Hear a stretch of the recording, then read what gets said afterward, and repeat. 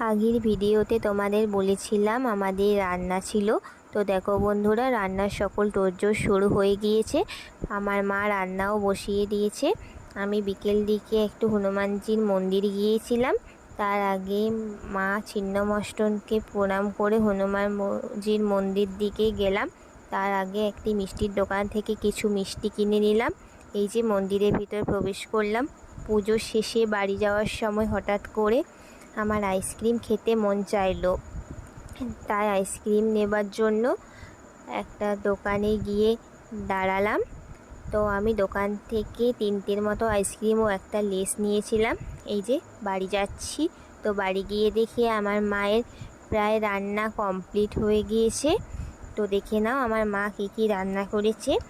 আজ এটুকুই থাক। আমার ভিডিও যদি তোমাদের সবার ভালো লাগে, লাইক, কমেন্ট ও শেয়ার করে দিও এবং আমার চ্যানেলটি একটু সাবস্ক্রাইব করে দিও।